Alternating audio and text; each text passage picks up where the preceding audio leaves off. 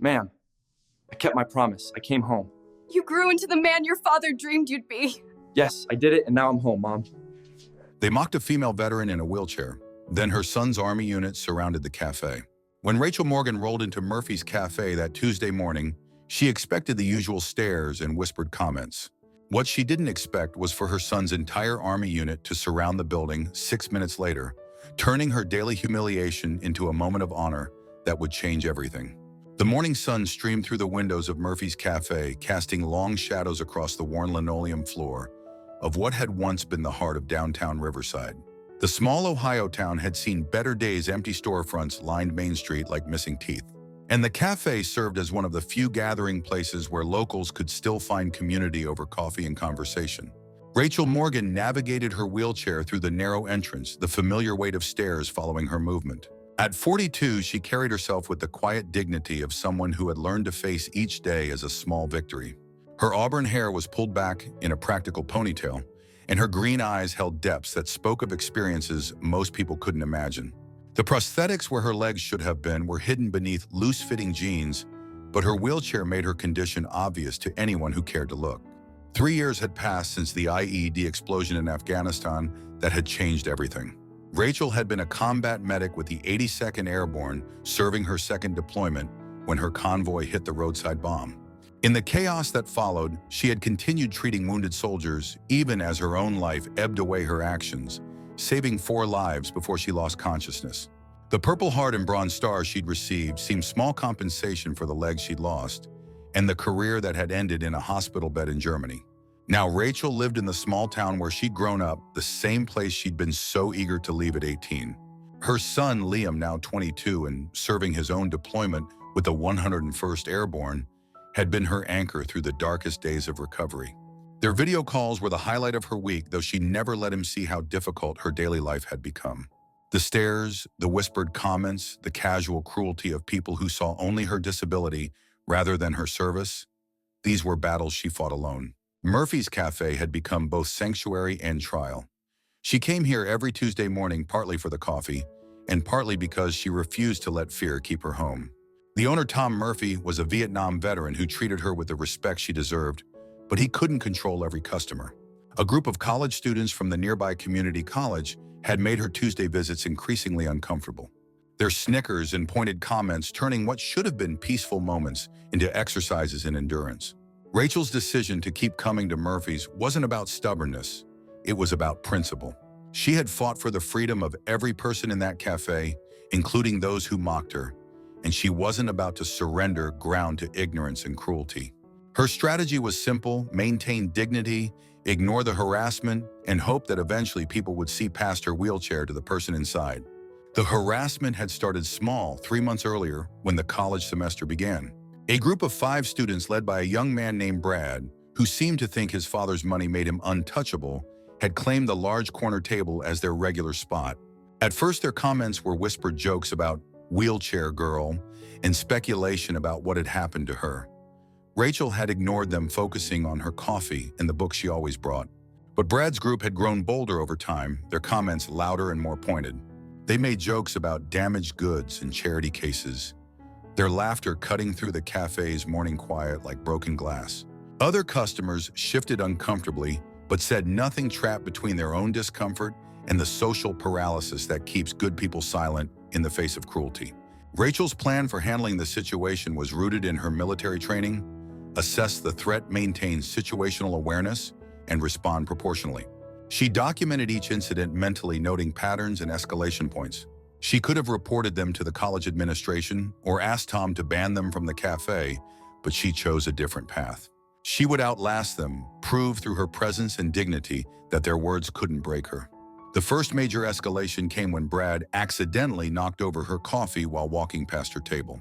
The hot liquid splashed across her book and onto her lap, but Rachel simply cleaned up the mess without comment. The second incident involved one of Brad's friends mimicking her movements in an exaggerated, mocking way while she transferred from her wheelchair to use the restroom.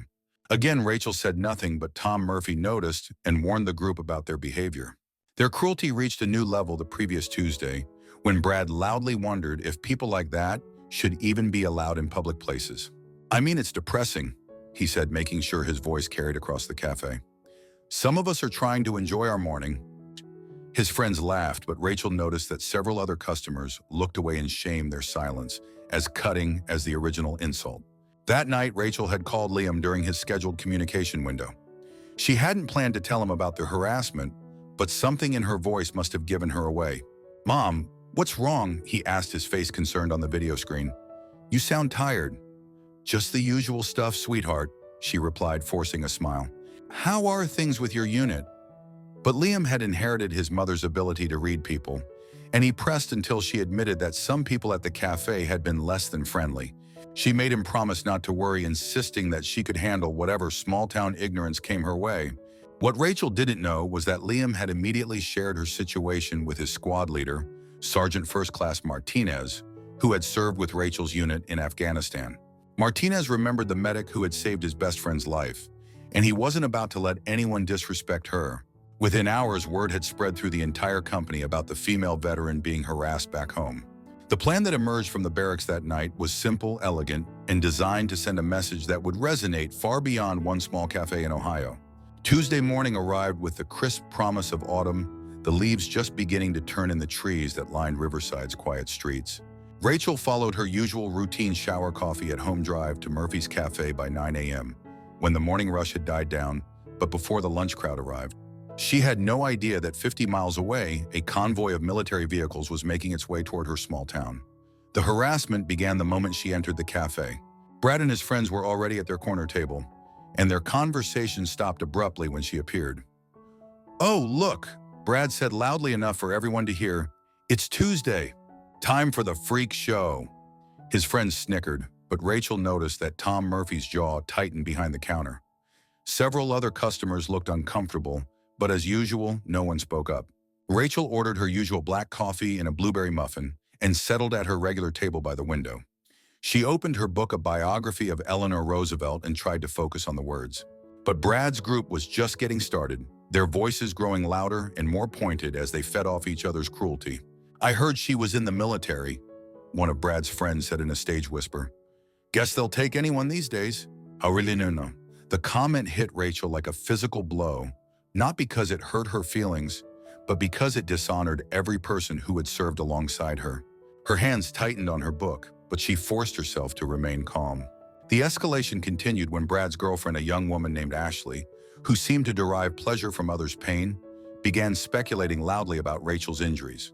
"Do you think it was her own fault?" she asked. Maybe she wasn't careful enough. The casual cruelty of the comment, the assumption that Rachel's sacrifice had been the result of incompetence rather than service, finally broke through her military discipline. Rachel closed her book and looked directly at the group for the first time. "I lost my legs saving 4 soldiers in Afghanistan," she said quietly, her voice carrying clearly across the suddenly silent cafe. "I'd do it again tomorrow." The simple dignity of her response should have ended the harassment, but it only seemed to embolden Brad. "Oh, so now we're supposed to feel sorry for you," he sneered, standing up from his table. "You chose to go over there. Nobody forced you." He took a step toward her table, his friends following, and Rachel realized that the situation was about to escalate beyond words. Her combat training kicked in, automatically assess threats, identify exits, prepare for contact. But before Brad could take another step, the cafe door opened and Sergeant First Class Martinez walked in, followed by Liam in his dress uniform. The sight of her son, unexpected and impossible, made Rachel's breath catch in her throat. But Martinez wasn't finished. Behind Liam came another soldier, then another, until 12 members of the 101st Airborne filled the small cafe. The transformation was immediate and complete. Brad, who had been so confident moments before, found himself face to face with soldiers who had seen real combat, real sacrifice, real courage. His friends melted back toward their tables, suddenly very interested in their coffee cups. The other customers in the cafe straightened in their chairs, sensing that something significant was happening. Martinez approached Rachel's table and came to attention. "Maramidini," he said in a voice that carried the authority of someone accustomed to command. "Sergeant First Class Martinez, 101st Airborne Division. I served with your unit in Afghanistan." He paused, his eyes never leaving hers. "I wanted to personally thank you for saving my battle buddy's life. Staff Sergeant Williams is alive today because of your actions under fire. So, the cafe was absolutely silent now, every person hanging on Martinez's words. Rachel felt tears threatening, but she maintained her composure as Martinez continued. Your son has told us about the disrespect you've been facing here. We wanted to set the record straight about who you are and what you've done for this country. Liam stepped forward, then his young face serious with pride and love. Mom, he said, his voice thick with emotion. I brought some friends to meet you. One by one, the soldiers introduced themselves, each sharing a story about courage, sacrifice, or service that connected them to Rachel's experience. They spoke of medics who had saved their lives, of women who had served with honor, of the debt that could never be repaid to those who had given everything for their country. The presentation of the challenge coin came next, a custom piece that Martinez had commissioned, bearing Rachel's name and the inscription, Hero Mother Warrior. As he placed it in her hands, the entire cafe erupted in applause, led by Tom Murphy and joined by every customer except Brad's group, who sat in stunned silence. The moment of reckoning came when Martinez turned his attention to Brad and his friends who were trying to make themselves invisible in their corner booth. The sergeant's voice carried the quiet authority of someone who had faced real enemies and wasn't impressed by college bullies. I understand there's been some confusion about this woman's service record. He said, his tone conversational, but his eyes hard as steel. Brad, who had been so confident when facing a woman in a wheelchair, now found himself confronted by a decorated combat veteran surrounded by soldiers who had seen real action. His face flushed red as every eye in the cafe turned toward him, but his pride wouldn't let him back down completely. Look, we didn't know she was military, he mumbled, his earlier bravado evaporating. We were just having some fun. Tubanun. The word came from Staff Sergeant Williams, a mountain of a man whose presence seemed to fill the small cafe. You think mocking a Purple Heart recipient is fun? He stepped closer to Brad's table, not threatening, but making his point through sheer physical presence. This woman saved my life. She lost her legs pulling me out of a burning vehicle while taking enemy fire. What exactly have you done with your life that makes you think you can judge her? The silence that followed was deafening. Ashley, who had been so quick to speculate about Rachel's injuries, stared at her hands and said nothing. Brad's other friends seemed to be trying to disappear into their seats. The weight of their actions, their casual cruelty towards someone who had sacrificed more than they could imagine, settled over them like a physical presence. But the real crisis came when Brad, humiliated and desperate to save face, made the worst possible choice. So what? He said, his voice cracking with stress. She signed up for it. Nobody asked her to be a hero. The words hung in the air like a slap, and Rachel felt something break inside her chest, not from the insult, but from the realization that some people would never understand what service meant. The cafe erupted. Tom Murphy came around the counter, his face dark with anger. Several customers stood up, their own outrage finally finding voice. But it was Liam who moved first. His young face twisted with fury as he stepped toward Brad. Don't you dare talk about my mother that way, he said, his hands clenched into fists. Rachel saw the situation spiraling out of control and knew she had to act. This moment would define not just her own story, but how her son and his fellow soldiers were remembered. Drawing on reserves of strength she didn't know she still possessed, she spoke into the chaos with the voice of command she had used in combat. Liam, stand down. The authority in her voice cut through the anger like a blade. Liam stopped immediately, his military training overriding his personal emotions. The other soldiers, recognizing the voice of someone who had earned the right to command, also stepped back. Even the angry customers quieted, sensing that something important was happening. Rachel looked directly at Brad, her green eyes holding depths of experience he couldn't fathom. You're right, she said quietly. I did sign up for it. I volunteered to serve knowing the risks, because I believe this country and its people were worth protecting.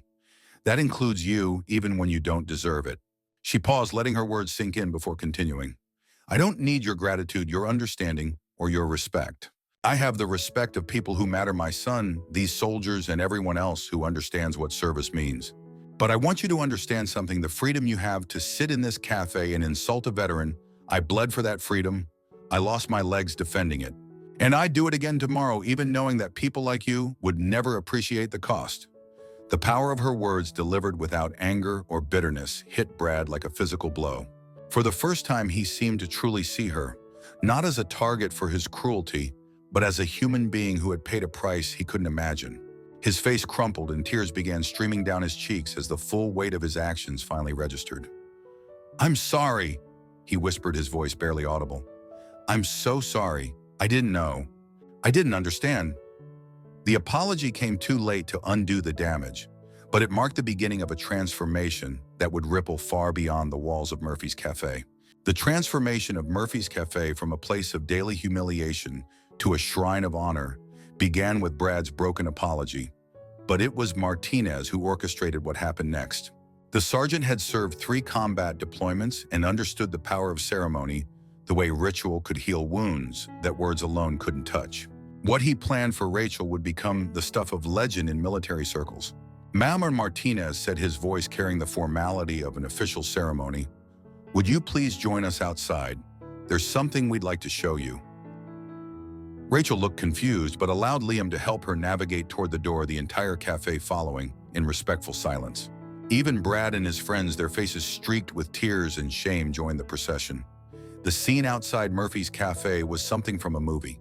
Parked along Main Street were 6 military vehicles, Humvees and transport trucks that had somehow materialized in sleepy Riverside, Ohio. But it wasn't the vehicles that took Rachel's breath away. It was the soldiers.